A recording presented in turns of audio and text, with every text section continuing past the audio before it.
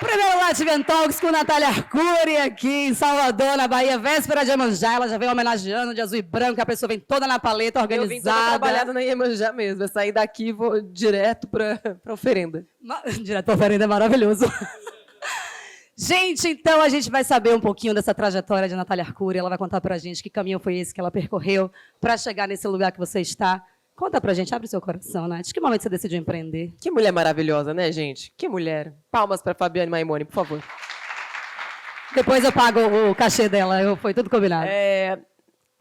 Vou tentar resumir essa história, né? Eu sempre fui muito inquieta e nunca aceitei me submeter ao status quo. Assim. Acho que desde de criança eu provocava meus pais, eu não me conformava com as coisas. Então, para mim, o inconformismo sempre fez parte do meu jeito de operar. Então, eu olhava para o mundo como ele era, por que meu pai trabalha e minha mãe não? E aquilo me incomodava. Eu olhava para o desespero da minha família, né, por, às vezes, meu pai não ter um emprego, ou a chance dele perder o emprego e a gente perder tudo, e aquilo também me incomodava. Por que emprego? O que é trabalho? O que é dinheiro? Por que dinheiro? E a questão, né, do feminino e das mulheres no ambiente de trabalho sempre foi algo que me provocou muito e me incomodou muito. Eu cresci num ambiente muito machista, não dentro da minha casa, né, mas a minha mãe veio de uma relação de muito machismo, né, com os meus avós, uma sociedade muito tradicional, família patriarcal, e isso tudo, eu sempre tive aquela pulguinha assim atrás da orelha. Por quê? Então, eu sempre fui a criança, adolescente, adulta, e até hoje sou assim, me perguntando sempre o porquê.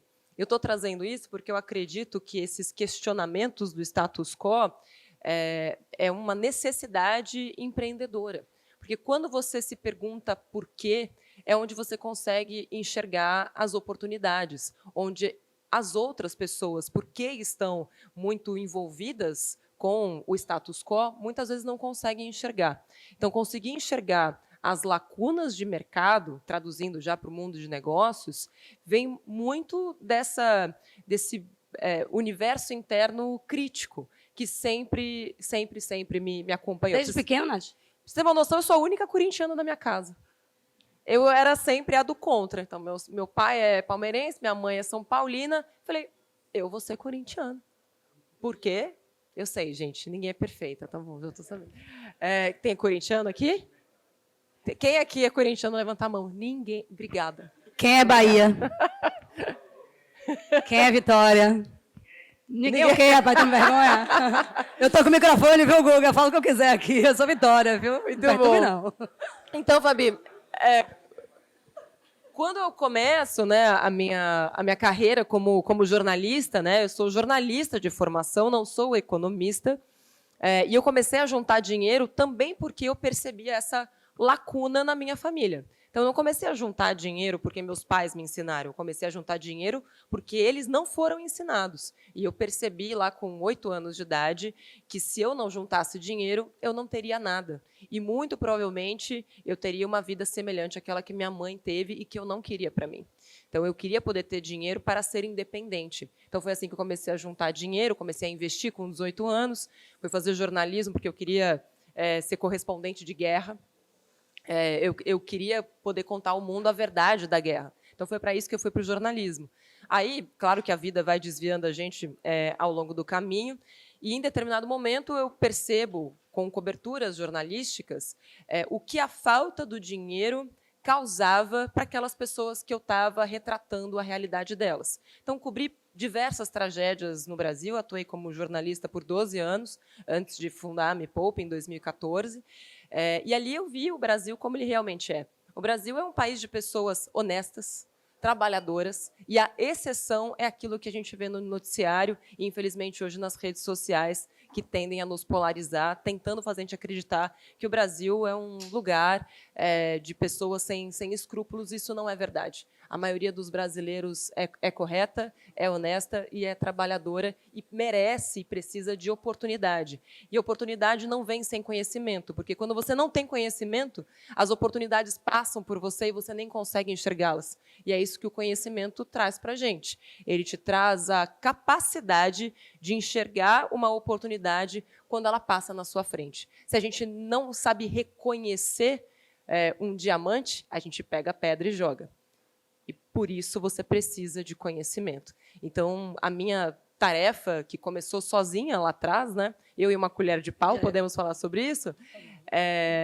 Minha tarefa, minha missão, hoje como empreendedora, é ser uma válvula propulsora de conhecimento e colocar o poder do dinheiro nas mãos de todas essas pessoas que eu pude ver com os meus próprios olhos. Ninguém me contou sobre as tragédias, ninguém me contou o caos que a falta de dinheiro causa para as pessoas mais vulneráveis. E que, caso elas tivessem tido acesso a conhecimento, muito provavelmente aquelas tragédias, ou o tanto que elas sofreram com aquilo, não teria acontecido daquela forma.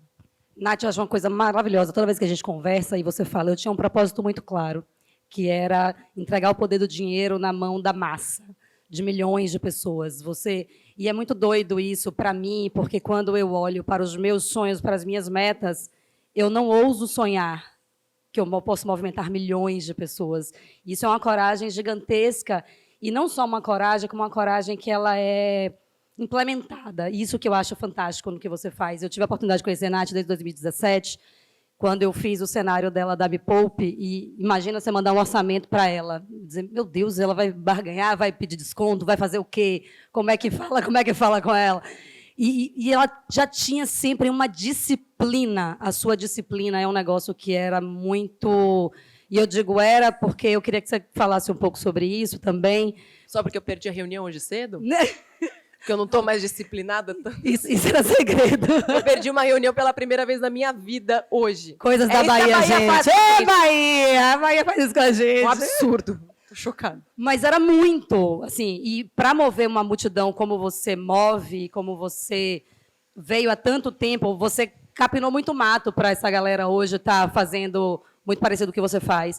Mas essa sua disciplina, essa sua autoimposição de autocobrança, né? Vamos dizer assim, é uma autocobrança muito grande. Isso foi construído, isso foi necessário, isso foi... Como é que isso se processa na sua cabeça? Eu estou perguntando isso porque quando a gente empreende e a gente acha que a gente vai ter mais tempo livre, e às vezes a gente... Nossa, tempo é um negócio que a gente passa a não ter nunca mais. Mas você, dentro dessa disciplina, você setava para o futuro ali e aquele futuro fazia sentido. Como é que isso se processava na sua cabeça? Como é que você planejava isso? Boa pergunta. Hoje, depois da empresa constituída, eu entendo que eu tenho uma mentalidade metodológica. Quando a gente faz os nossos planejamentos estratégicos, eu falo, mas isso aí eu estou fazendo desde que eu era criança, é tão simples assim? A gente está pagando essa grana para esses caras virem aqui fazer aquilo que eu estou fazendo há 20 anos. Que é tipo o que isso? Essa basicamente o primeiro passo é você colocar metas. E eu sempre gostei de metas muito ousadas. Algumas pessoas dizem que são megalomaníacas. Não seriam se eu não tivesse conseguido executar todas. Então, não acho que são megalomaníacas. Sim, elas são ousadas, aquele tipo de ideia e de meta que talvez ninguém antes tenha ousado acreditar que era possível. Então, a primeira coisa é onde queremos chegar, mas de forma muito estruturada. Então, exemplo, como já criadora, né, de conteúdo, eu queria muito, na verdade, assim, tudo parte primeiro de uma causa.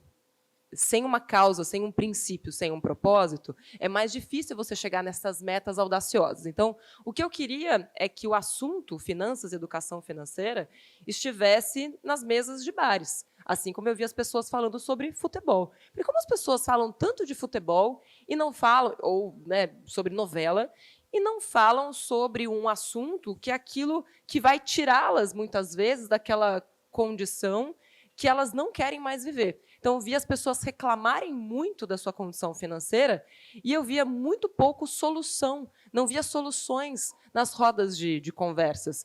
E isso independia do nível social dessas pessoas. E por que elas não estão falando de soluções? Por que elas estão falando dos problemas? Então, isso me inquietava.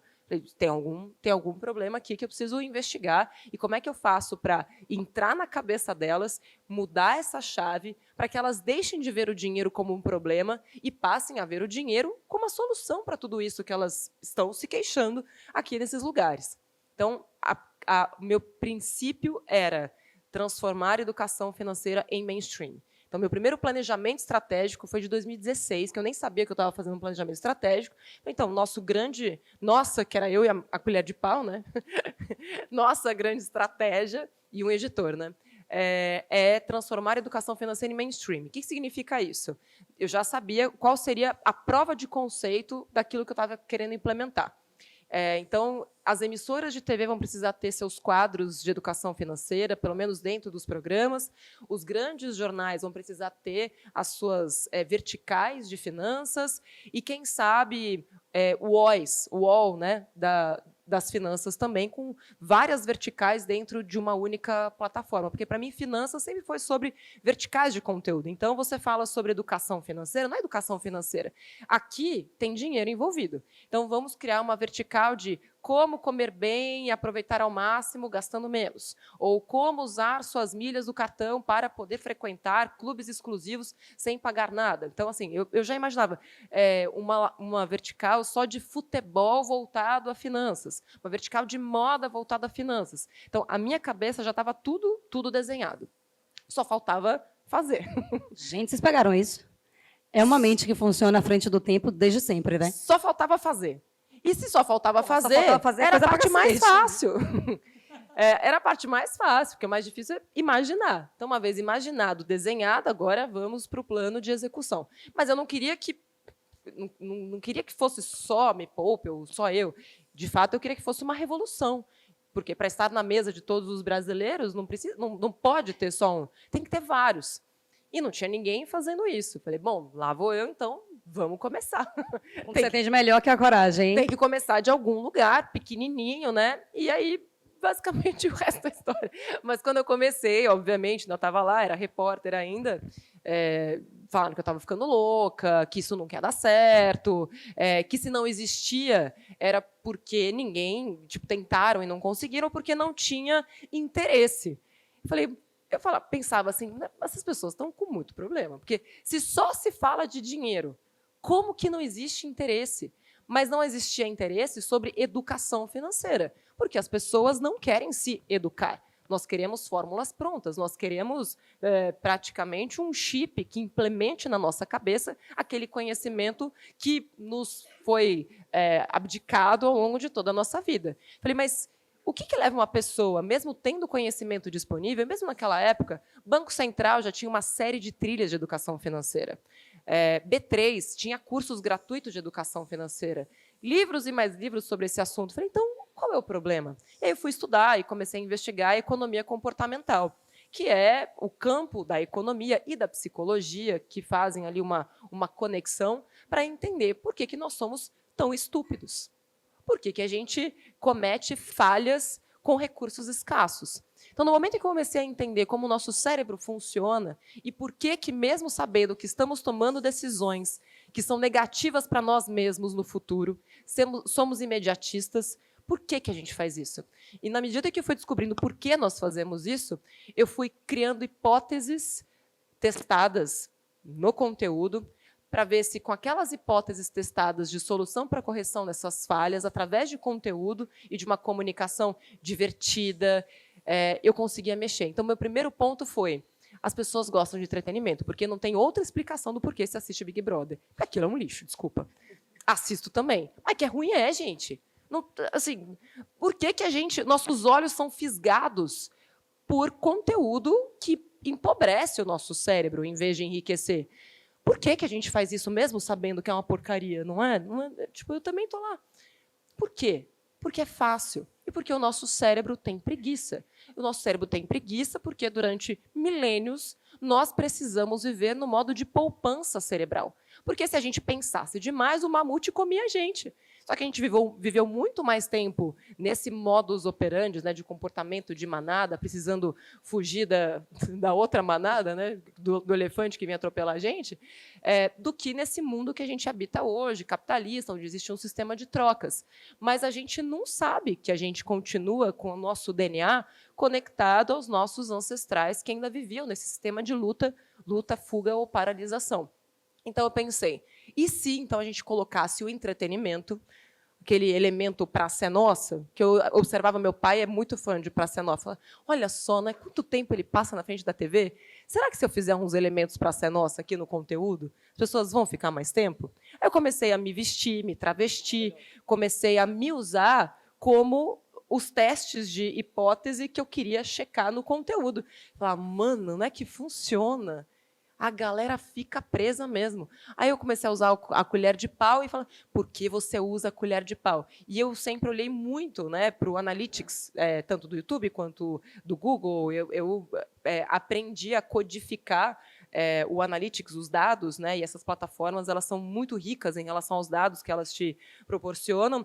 Então, eu ia testando esses hipótese, validação, verificação dessa pesquisa, entendendo, né, teste de conceito e via, aumentou a retenção, aumentou like, as pessoas ficaram mais tempo, elas comentaram quando eu pedi para elas comentarem, quando eu uso uma peruca de tal cor, que acontece, quando eu uso tal cor no thumb, o que acontece. Então, a cada novo vídeo, a cada novo post, eu ia testando para saber se eu conseguia, até porque eu não tinha dinheiro para impulsionar. Então, para crescer, eu tinha que crescer organicamente. E todo o nosso crescimento foi orgânico.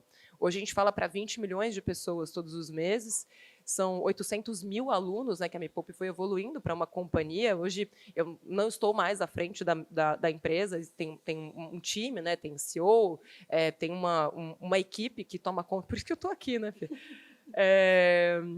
Mas foi assim que eu comecei, fazendo um hackeamento do sistema. Gente, uma coisa aqui, quando a Nath foi falando, que eu acho que vale muito como insight para todos nós. Às vezes a gente se leva muito a sério. E a gente, quantos de nós botaríamos uma peruca e iríamos para a Avenida Paulista, depois de ter sido repórter do Hoje em Dia e uma repórter na cena nacional, botar uma peruca, uma bola de cristal, se vestir de Mulher Maravilha. Amor, fui de Mulher Maravilha na 25 de março. Eu lembro, na 25 de março, para fazer um conteúdo, porque gerou uma hipótese, e aí você olha e fala, nossa, está querendo se aparecer. E, na verdade, existe todo um pensamento que é estratégico, que é estruturado, que é inteligentíssimo e que pessoas que apenas olham aquilo não alcançam. Então, quando você fala isso para a gente, o que pega para mim é, vamos parar de se levar tão a sério, cara. A gente se leva muito a sério, a gente acha que a gente tem que ser, sabe, incrível demais, perfeito demais, e, às vezes, a gente precisa ser inteligente demais. Mas a gente pode hackear o sistema do jeito que você hackeou e entregar para a gente, na verdade, para todos nós, e o quanto que você conseguiu colocar o poder do dinheiro na mão das pessoas, e eu digo isso por mim também. Eu era muito fã de Natália, ainda sou, mas eu era fã de assistir todos os vídeos. Minha filha, quando fez 5 anos, Nath gravou um vídeo dando parabéns para ela, porque eu assistia com a minha filha. E eu queria fazer uma viagem para a Disney na época, e Nath tinha um vídeo no YouTube que era assim, roupa para doar, roupa para consertar e roupa para vender. Para vender. E a gente queria ir para a Disney na época, e minha filha assistiu o vídeo, ela assistiu esse vídeo, eu falei, você não quer ir para a Disney? Então vamos botar em prática esse vídeo de Natália. E a gente fez um catálogo chamado Mila de Férias, e ela foi a modelo, eu fotografei ela, a gente fez um catálogo, colocou lá em São Paulo, no prédio, que tinha um super marketplace. E a gente vendeu R$6 mil de coisas que a gente tinha dentro de casa, e a gente foi para a Disney, e esse vídeo foi parar no YouTube Brandcast, lembra?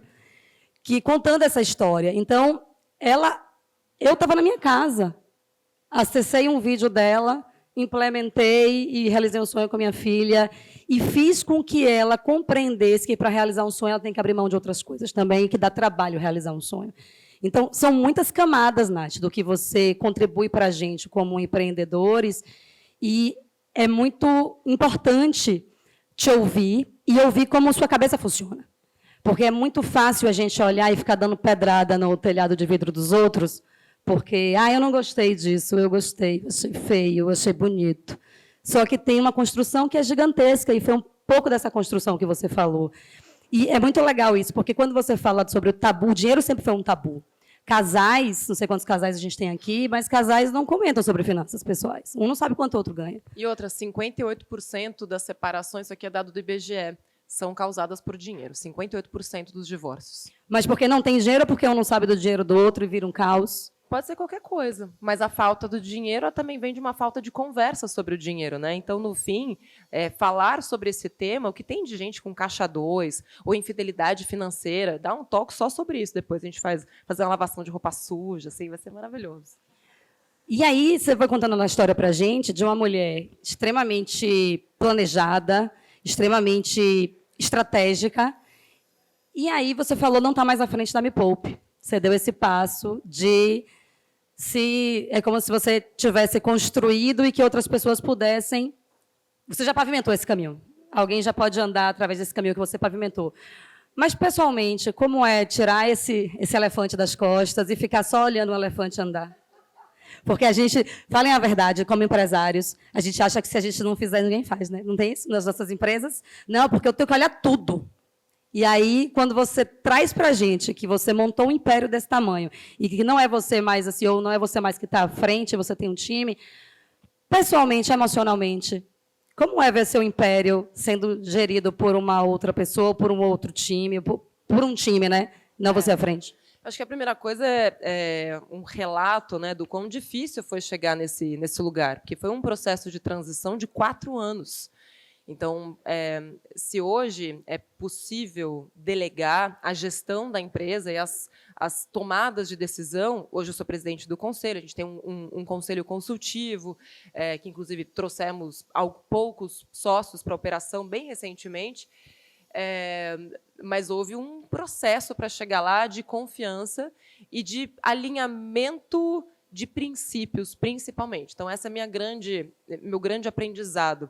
Eu busquei muita competência técnica nesse caminho, mas existia um desalinhamento de causa, de visão de futuro e de princípios mesmo, né? O que um acredita e o que o outro acredita.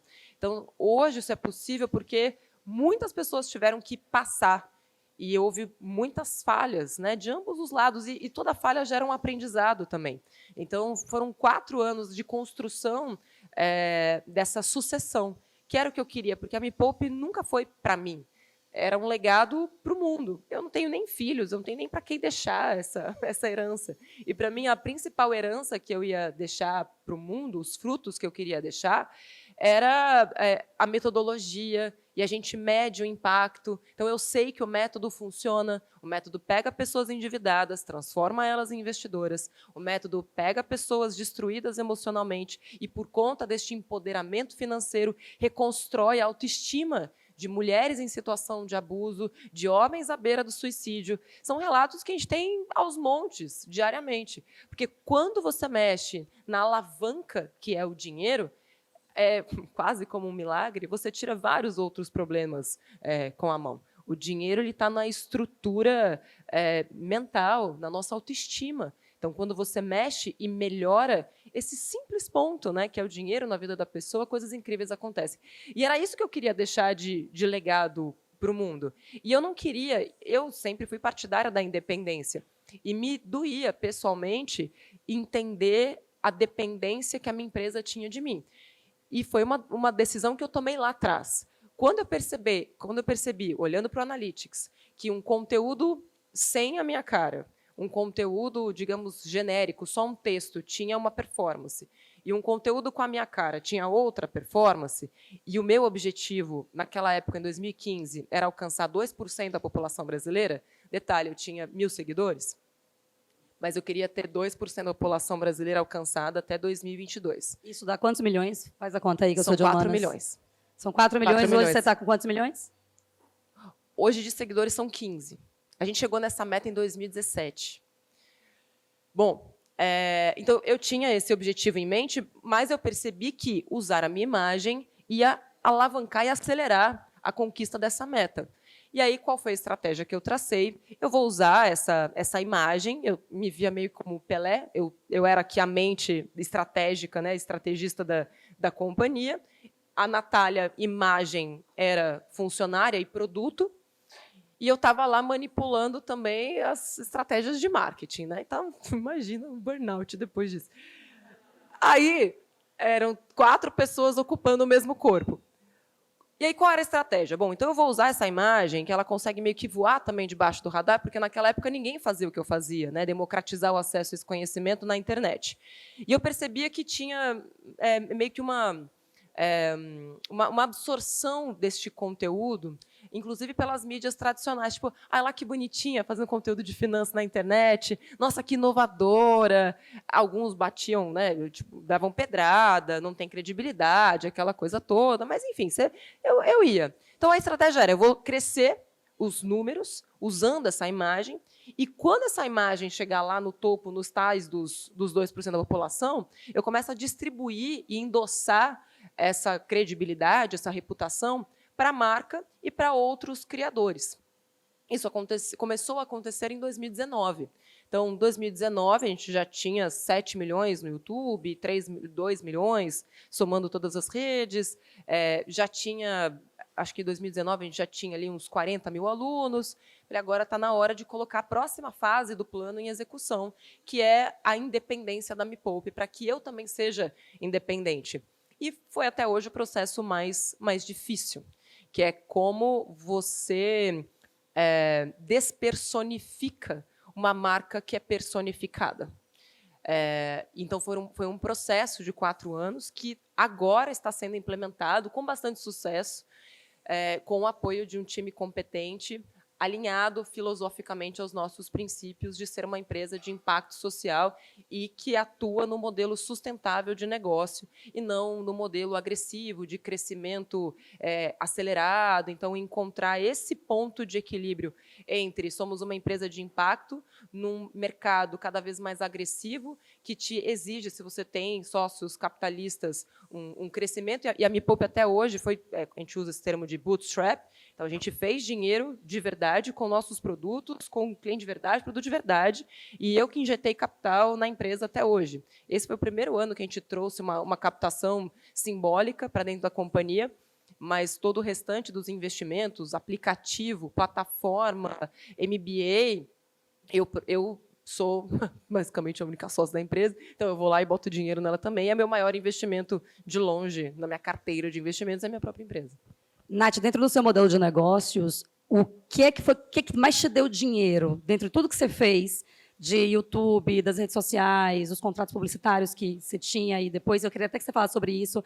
Eu lembro que uma época você fez um vídeo falando que dos contratos publicitários você também não ia falar mais de bancão, não ia falar de banco, porque aquilo... Nunca falei. De bancão não, não, da Modal Mais. Lembra que você fazia? Sim, aí você falou, sim. não, também não vou fazer mais. Também não vou fazer mais. Porque a minha imagem, eu não estou aqui para fazer propaganda de instituição. Eu estou aqui para entregar o poder do dinheiro na mão das pessoas e isso eu não vou favorecer a um e a outro. Mas dentro do seu business plan, assim, do seu modelo de negócios, qual era o produto que injetava mais dinheiro dentro da Me Poupe e fez com que você tivesse esse império construído hoje? Acho que é uma construção, Fabi. São fases. Quando eu comecei a Me Poupe, eu vim de mercado de TV, né? Então, o único modelo de negócio que eu conhecia era publicidade.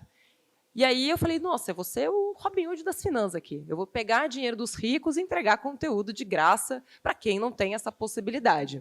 E foi assim que eu fui, e criando já uma hierarquia de quais seriam as empresas que eu falaria e quais seriam aquelas que eu não falaria. E o critério básico era, eu falaria de graça? Se eu falaria de graça, pode vir. Se eu não falaria de graça, não. Então, eu neguei montanhas de dinheiro, começando por aí.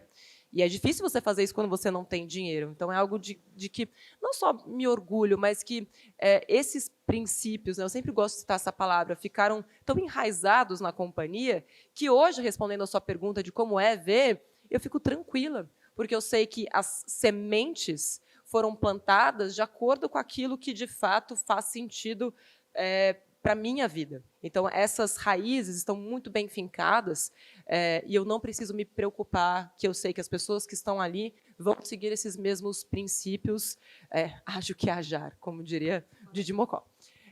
Agora, em relação a modelos de negócio. Então, eu fui percebendo ao longo do tempo que escalar a operação era necessário. Então, como é que a gente escala uma operação se eu era uma única pessoa? Os próprios seguidores, os mepoupeiros, eu percebia e eu queria medir impacto social. as pessoas falavam nas redes sociais, nossa, mudou a minha vida, eu comecei a investir, eu saí da dívida, uma vez uma pessoa falou que eu engravidei por sua causa. Eu falei, calma, gente, aí já é demais, né? Não é possível. Porque, através do conhecimento, ela conseguiu fazer uma inseminação artificial e realizou o sonho de ser mãe. Então, a gente, né, afeta todas as pessoas de alguma forma. Mas o que eles pediam era, eu não entendo. Eu continuo não entendendo com esse conteúdo aqui de graça, não consigo seguir, é muito desorganizado esse conteúdo. E eu comecei a elaborar na minha cabeça uma organização, ou seja, uma metodologia, enfim, criar uma metodologia que colocasse um passo a passo lógico para que a pessoa pudesse seguir. E aí vem o conflito, né? Poxa, eu estou oferecendo conteúdo de graça, criar uma metodologia, produtizar isso aqui significa cobrar das pessoas, né? Então eu fiquei 3 anos, primeiro num conflito, depois reunindo esses mepolpeiros para fazer pesquisas, aonde está a sua dúvida, onde está a sua dificuldade, como que você gostaria de receber esse conteúdo produtizado, quanto você pagaria por isso, para saber qual seria o ticket justo por aquilo. E aí, já entendendo que, como personalidade, a publicidade já não me cabia mais como modelo de negócio, que precisava de um substituto, porque se eu não vou mais fazer publicidade, tem que tirar dinheiro de algum jeito para poder fazer aquele assunto chegar em mais e mais pessoas, até porque eu não queria que dependesse de mim e precisava formar aquele legado. E, bom, vamos começar a testar esse modelo de cursos. Tinha um monte de gente fazendo, e há muito tempo vinham falar para mim, você está perdendo dinheiro, esse mercado de infoproduto dá muito dinheiro. E as pessoas achavam que falar de dinheiro, para mim, era o que me convenceria, porque, afinal de contas, eu sou pessoa das finanças. E toda vez que falavam você está perdendo dinheiro, eu fugia do assunto. Eu falei, não, eu não quero fazer curso para ganhar dinheiro. Eu quero fazer, se eu for fazer alguma coisa, é para mudar a vida das pessoas e fazer algo infinitamente melhor do que o conteúdo gratuito que eu faço. Então, foram 3 anos de análise até chegar no nosso primeiro curso, que foi a Jornada da Desfudência, que era também uma certa ironia com esse mercado, né, de infoprodutos e tal. E o grande objetivo era medir impacto social. Então, quando a gente entrou, e aí a Me Poupe, quando a gente começou a fazer a jornada, já tinha 20 funcionários. Quando começamos, né, nesse mercado de produtos digitais ou de cursos, ali eu percebi que, de fato, existia uma oportunidade para a gente crescer em escala, inclusive testando tickets mais baixos, que não precisavam ser tickets altos.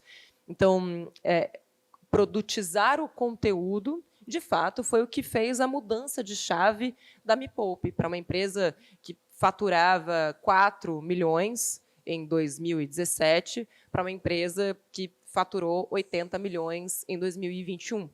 Então, foi uma mudança de chave muito grande para a gente. E aí, entendendo isso, precificação e tudo mais, a gente deu o próximo salto, que é começar a investir em tecnologia. Então, a gente tem um aplicativo que ainda está em fase de teste, mas já com pagantes ali dentro, cujo objetivo é usar o Open Finance com inteligência artificial para acabar com nós mesmos no futuro. Como assim? Eu já estou lá na frente. Traduz. Tecla SAP da Nath. Alguém vai acabar com você em algum momento. Então, que seja você mesma.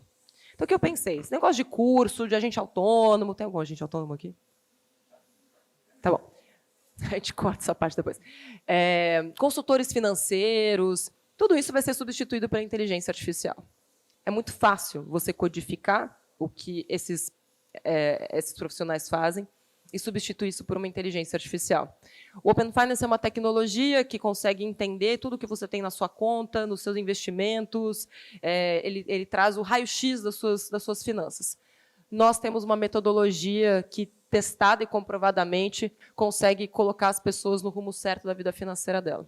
Então, por que não transformar essa inteligência que já está dentro de casa e é proprietária em uma inteligência artificial que, bebendo da fonte do Open Finance, vai conseguir guiar as pessoas pelas melhores decisões com esse recurso que é tão difícil delas aprenderem. Porque aprender dá trabalho, e eu via isso também com os meus alunos.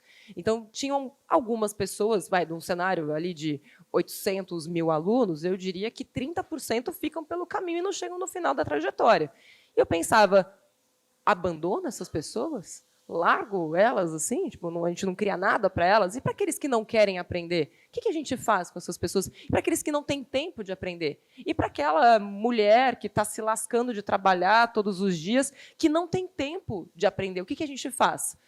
A gente cria uma inteligência artificial que consegue criar os caminhos para que ela consiga tomar as melhores decisões. Ou seja, olha, você está pagando 12% de juros ao mês no seu cartão de crédito. Toma aqui um crédito de 3% ao mês e a gente faz isso automaticamente para ela. Ainda não chegamos nesse nível, mas vamos chegar. E depois vão dizer que foi sorte, não é? Depois vão dizer que foi sorte. De tudo que você viveu, Nath, na sua jornada empreendedora, qual foi o momento mais desafiador? Eu acredito que é esse de agora. Eu acho que o mais desafiador é sempre aquele que a gente está vivendo. Não existe nem essa coisa, tipo, já foi, já passou. Tenho certeza que este momento é o mais desafiador e amanhã vai ser o próximo. Para mim, o que muda é como você passa pelo momento desafiador. Apesar de hoje ser o momento mais desafiador, eu estou aqui, tipo, tranquila, sem remédio mais, né? Sem nenhum tipo de Rivotril. Mas eu acho que é esse. É sempre o momento presente, porque quando você tem essa inquietude dentro de você, esse comichão, vai ser sempre pior, Fabi. Vai ser sempre uma escalada também. Assim como a empresa escala, os problemas escalam também. Os problemas mudam de figura. A complexidade do negócio torna tudo mais difícil. As relações começam a ficar mais complexas. Eu não tinha sócios até um ano atrás.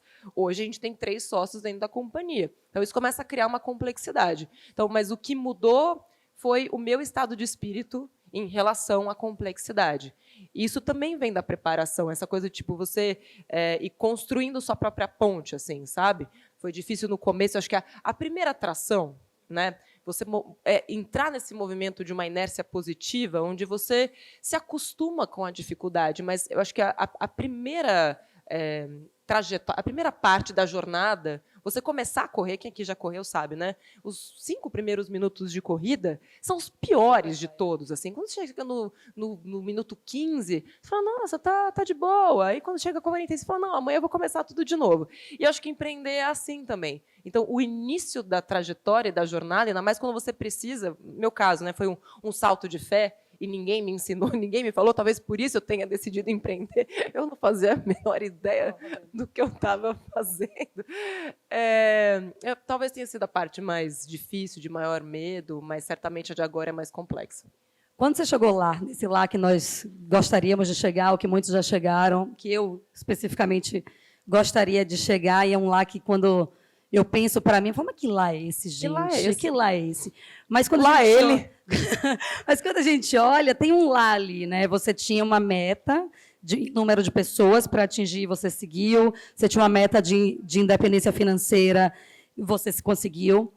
Quando chega nesse lugar, que a vida meio que está justificada ali, Natália, tinham 4 Natálias ali, né? Desde a CEO, a Natália pessoa física, e se degladiando ali em algum momento quem manda em quem, né? Uhum. Quando você chega nesse lá, que é o cumprimento das metas ousadas que você se estabeleceu, o que é que tem lá? Boa pergunta, né? Na verdade, você imagina, né? Você projeta esse lá. E muitas vezes você se envolve, eu acho que isso aconteceu comigo, acontece com muitas mulheres, e acontece com homens também. Porque a gente observa a gente observa de fora, se inspira em algumas pessoas, mas não imagina o que é calçar as sandálias daquela pessoa.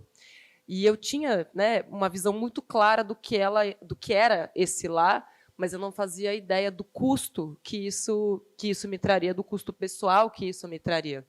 Obviamente, eu tinha esse objetivo de uma independência financeira, tinha o objetivo, né, de criar minha empresa, de construir um legado. E, em algum momento, eu cheguei no tal do lá. E, sendo bem honesta, quando eu cheguei lá, eu olhei assim, em volta, falei, é isso? Então quer dizer que é isso? E eu acho que as pessoas superestimam demais esse lugar de poder e de status, muito mais por uma vaidade ou por provar algo para alguém, do que para, de fato, preencher aquilo que te faz feliz. E para mim foi muito confuso, porque na hora que eu cheguei no tal do lá e senti um vazio profundo, eu comecei a questionar absolutamente tudo, inclusive o papel do dinheiro, não só na minha vida, mas na vida de todos. Então, assim, foi um período perrengue, assim, difícil internamente. E eu estava colocada, inserida, onde eu mesma me inseri numa posição em que me desfazer daquela personagem era desconstruir o meu caráter, desconstruir a minha própria identidade. Então, é um processo de autoconhecimento, e tem até um livro que eu indico para todas as mulheres, que se chama Jornada da Heroína, onde ela comenta que muitas mulheres inseridas em ambientes masculinos, que é o meu caso, que é o mundo do universo financeiro, tem essa batalha para chegar num lugar competitivo e de competição, que é o modus operandi masculino. E aqui não é uma discussão de machismo, feminismo, não é nada disso. É uma concepção mesmo fisiológica. Né? Homens são competitivos por essência, mulheres são cuidadoras por essência. E quando a gente se coloca, até para poder se inserir e ter poder nessa sociedade, porque a gente precisa ter voz, e muitas vezes a gente precisa batalhar essas batalhas que são masculinas, porque o mundo hoje é dominado pelos homens. Então, para estar no tal do lá e ter voz, você vai ter que jogar o jogo operante, que é o jogo masculino competitivo. Então, você vai lá e chega. Então, para nós, mulheres, dá essa sensação de vazio, porque não é da nossa identidade batalhar. E quando a gente chega, dá essa sensação de que para que eu fui fazer tudo isso? Então, e hoje, parte dessa disponibilidade de delegar e de ver outras mulheres à frente da empresa, só tem mulheres hoje na empresa, e um único cara, que é o do financeiro, nossa cota, o Guilherme, maravilhoso. Também passou por esse processo que não se fala e que é muito difícil, é muito duro, muito. A gente acha, na verdade, que ele é solitário. Ele não precisa ser. E isso também é uma desconstrução, né? Eu sempre tive esse impulso, genuíno de ir. E quando você vai e não tem ninguém junto com você, você vai sozinha. E sozinha você chega, aí você olha para o lado e, além de tudo, você não tem com quem compartilhar. Então, é você conseguir ir, aos poucos, se despindo dessa carcaça, e dessa armadura e dessa guerra, que quando você chega lá, você fala, isso aqui não é nem necessário. E hoje o que eu entendo, eu sou o IGL, IGLs são pessoas eleitas pelo Fórum Econômico Mundial por conta de trabalhos de impacto. E a ONU está fazendo um trabalho, eu sou cofundadora de um fundo chamado Ela Impacta, que é um braço de sustentabilidade da ONU para corrigir o gap de gênero no mundo. E a ONU já começou a entender que, para que o mundo seja um lugar sustentável, porque se a gente continuar do jeito que a gente está, todos nós aqui iremos morrer, né? Porque a gente já passou do ponto. O ano passado, a gente atingiu o momento limite em relação aos nossos recursos naturais. Né? A Terra, a partir de agora, precisava ser mais de uma terra para dar conta dos recursos naturais que a gente consome e não está regenerando.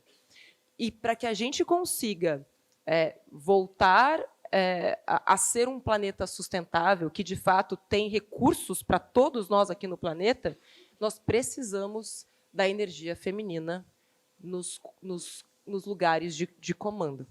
Ou seja, uma energia cuidadora, estratégias de cuidado, estratégias regenerativas, olhar, né, para tudo aquilo que foi causado, mas sem olhar com ressentimento ao passado.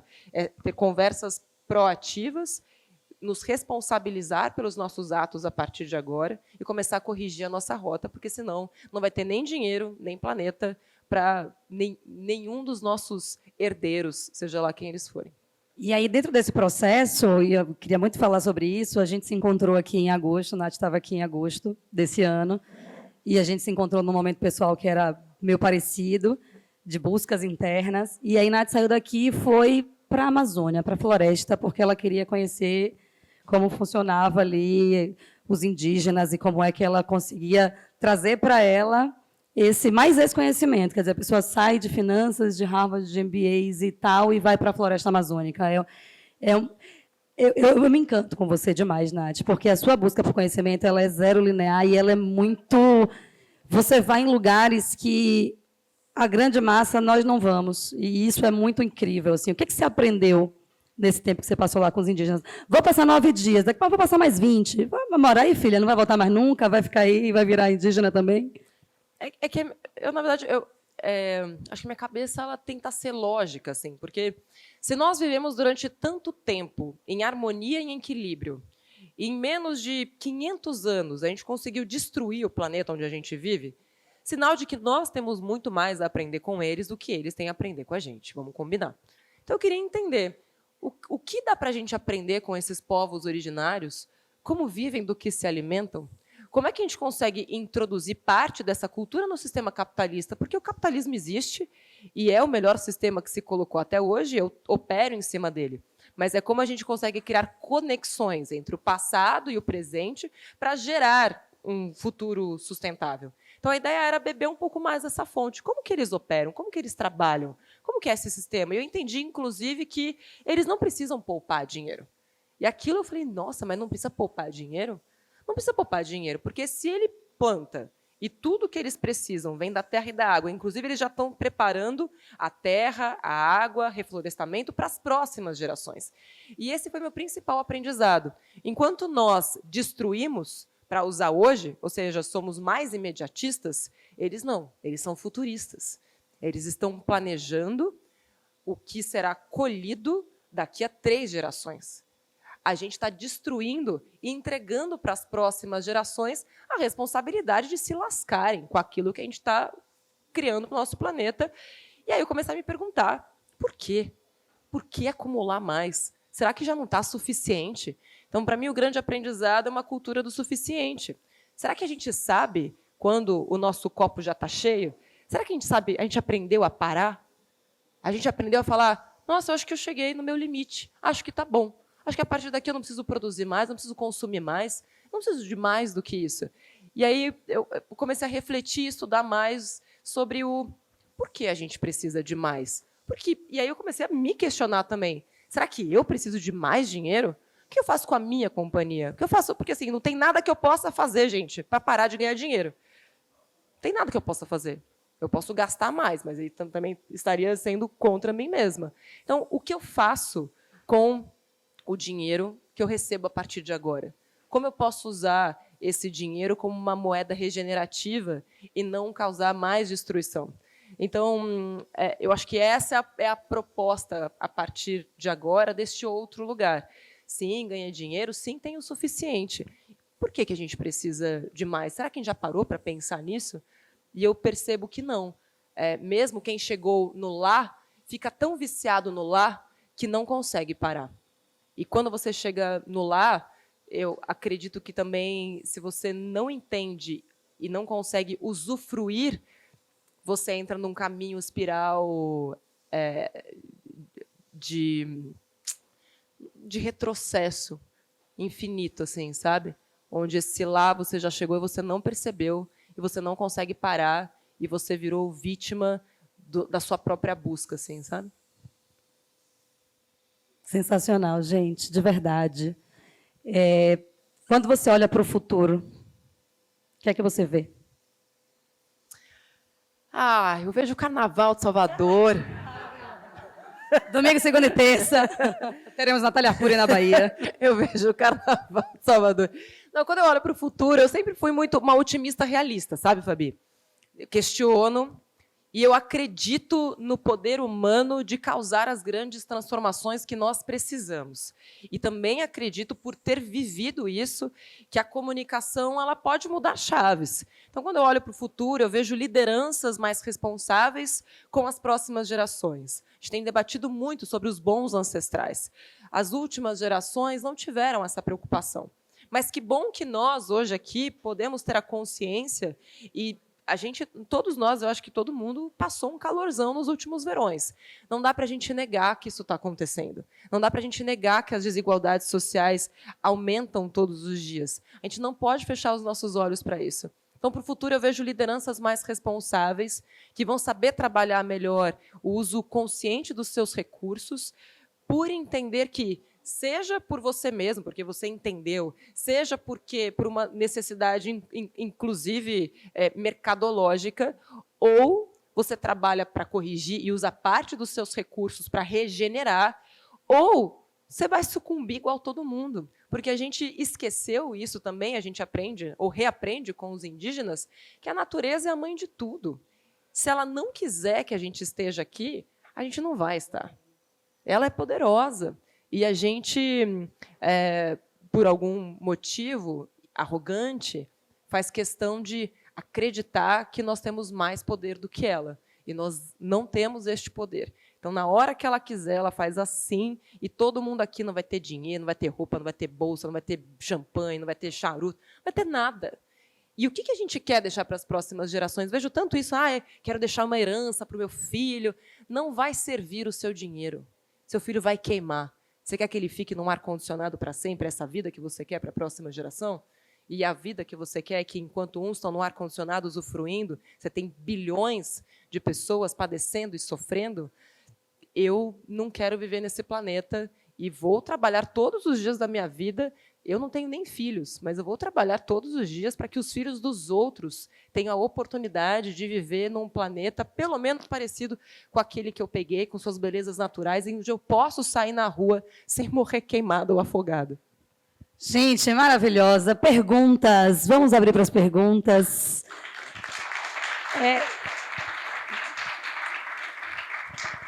É surreal te ouvir. Sempre. De verdade, mesmo. Cadê a Amandinha? Temos perguntas nos papéis, recolhemos.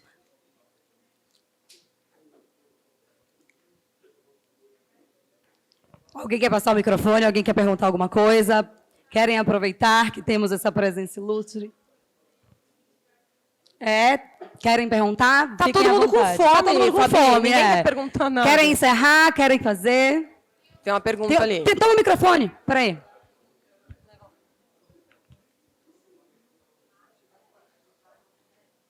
Olha só, um corajoso, hein? Desencantar, né? Então, vou compartilhar um desafio contigo. Nem falei nada, né, antes. Mas, assim, temos um desafio que a gente enxerga muito a questão do como incentivar mais mulheres a empreender. Principalmente quando a gente traz para o mundo de startups, exemplo. Estou falando aqui até por algumas pessoas que estão aqui, que compartilham esse mesmo ecossistema, tá?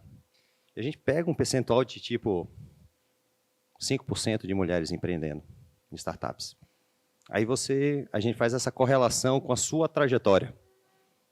Características ou incentivos, sublimações, o que seja, te incentivaram a empreender. Te incentivaram a mudar e quebrar um pouco isso. Nos ajude aí na resposta. Como é que a gente pode fazer a diferença nisso? Muito bom. Quais seriam os pontos que poderiam nos estar incentivando para que equilibrássemos mais isso? Muito boa pergunta. E vou tentar ser o mais gentil que eu posso na resposta. É muito comum. Eu não tenho filhos. Tomei essa decisão. Acontece que a maioria das mulheres quer ter filhos. Ter filhos significa você ter uma jornada tripla. Empreender significa você ter uma jornada única. Você não consegue se dedicar. Tendo me dedicado como me dediquei, eu sei. Se eu tivesse filho, talvez eu não teria conseguido. Então, eu acredito que, para solucionar esse problema, nós precisamos de participação masculina na criação dos filhos. E é muito importante que todos vocês estejam aqui. Porque criar filho não é ajudar. Criar filho é criar. E esse papel, hoje, quem é mãe aqui? Eu não sou mãe. Alguém quer discordar?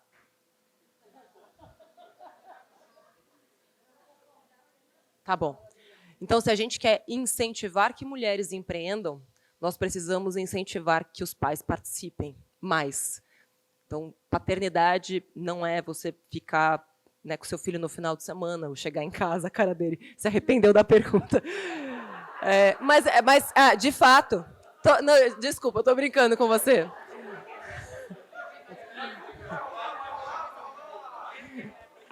Mas, gente, eu sou essa pessoa que fala aquilo que é a verdade, que muitas vezes as mulheres não falam, ainda mais em ambientes como esse. Mas, se de fato a gente quer ter mulheres, nós precisamos de duplas, de parcerias e de compartilhamento de responsabilidades.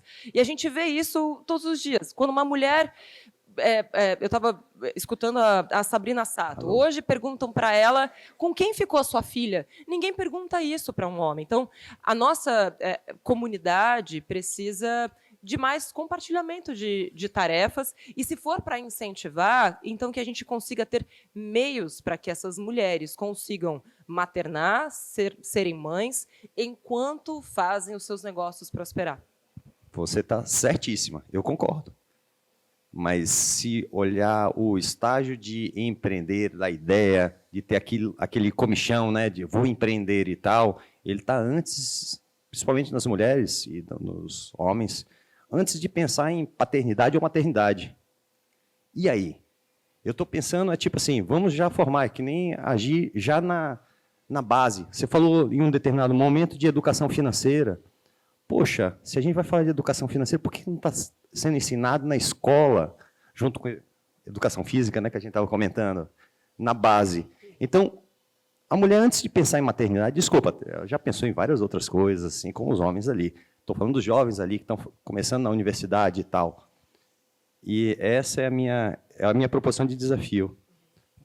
Como pensar em estar mexendo, incentivando, ou formando, ou criando algo que seja um catalisador que mude essa mentalidade. E a realidade, né? Mas é uma mudança de mentalidade. E não é só nossa. Por exemplo, se a gente pega aqui, e a gente tem exemplos aqui dentro das empresas do que foi incentivado, é uma realidade do Uruguai, uma realidade da Argentina. Não vou falar dos Estados Unidos, vou falar de outros lugares, mas é uma realidade que a gente sabe e tem a estatística. É isso aí, 5%. Não chega a 5% de mulheres empreendendo em startups. E a gente está falando na universidade. Na universidade. Então, ela até antecede a questão de maternidade ou paternidade. Mas o que a gente pode fazer? Esse é o ponto. Acho que é sempre no incentivo, né? Começar a incentivar as nossas meninas, né, desde criança, a empreenderem. Mostrar que essa vida é possível desde cedo.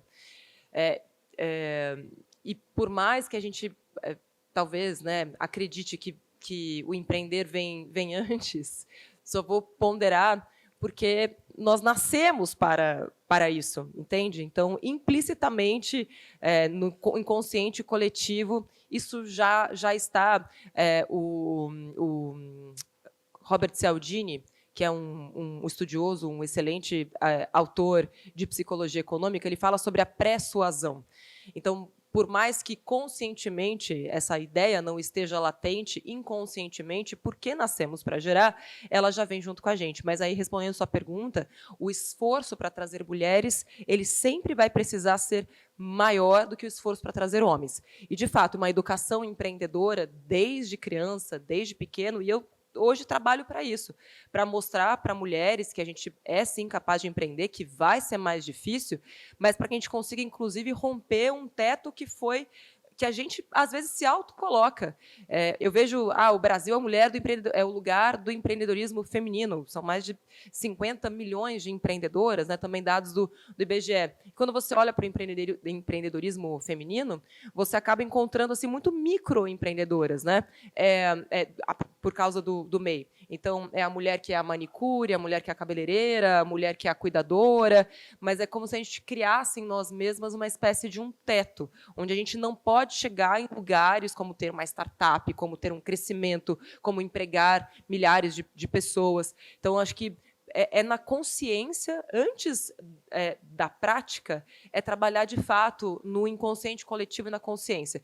E, para isso, nós precisamos divulgar mais e mais mulheres que conseguiram. Porque, quando a gente não se vê retratada, também tem isso.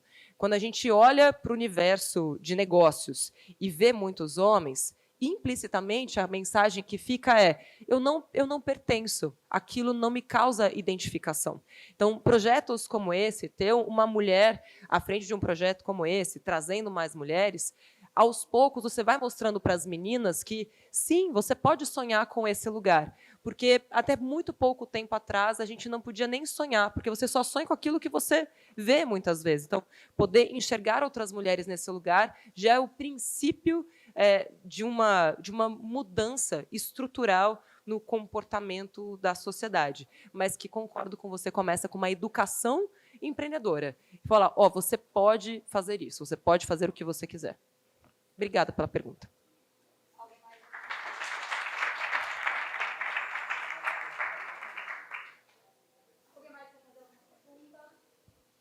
Desistiu. Eu tenho uma pergunta a fazer. Eu queria saber a sua consideração sobre o quão importante você considera que é o network nessa fase de crescimento, principalmente empreendedor. E se você acredita que isso fez a diferença para você também. Estar nos meios certos, nos locais certos, com as pessoas certas. Se isso fez a diferença para você e se você acredita que isso faz a diferença no meio empreendedor. Conhecer pessoas, estar em lugares, certamente parcerias e mentorias. Se não fosse isso, eu não teria conseguido. E ajuda muito quando você sabe que tipo de ajuda você precisa, porque isso também vai colaborar para te colocar nos ambientes necessários. E também se permitir estar em ambientes que não tem nada a ver com o seu negócio. A gente se conheceu num ambiente de cultura pop, na CCXP, na Comic Con, que é um evento de cultura pop muito grande que tem em São Paulo. E foi nesse ambiente que eu conheci pessoas que acabaram colaborando de uma maneira que eu nem tinha imaginado. Então, o network ele é super importante, e tão importante quanto é você trafegar em ambientes que talvez não estejam intimamente ligados à vertente, né, do teu negócio. Então, se eu trabalho com supermercados, vá em ambientes, né, em ambientes de negócios, em eventos de negócios ligados ao mundo de supermercados, mas vá também a ambiente de negócio, de comunicação, de mercado automobilístico, de cultura pop, até para que você consiga beber da fonte de outros universos. Porque se você fica dentro da sua bolha, você tem a tendência a usar as soluções que a sua bolha está usando. E você vai fazer sempre o que o seu concorrente está fazendo, vai ser um pouquinho melhor que o seu concorrente. Quando você expande a sua bolha e vai para outros lugares e consegue beber dessas informações, as coisas ficam mais fáceis. Eu participo de um grupo que viaja todos os anos para fora do Brasil. Então, a gente foi para Berlim, foi para a Coreia, vai esse ano para a China, que só nesse ambiente tem pessoas de vários universos, e nos colocamos como aprendizes desses nossos mercados e novas tecnologias. E é um lugar que fortalece e fertiliza a minha criatividade e traz também uma inovação que é importado depois para dentro da empresa. Então, é fundamental. E falar com pessoas diversas também. A gente também tem a tendência a buscar pessoas parecidas, né, que fica naquela zona de conforto. E para a inovação, que é tão necessária hoje, ter diversidade de ideias muda tudo também.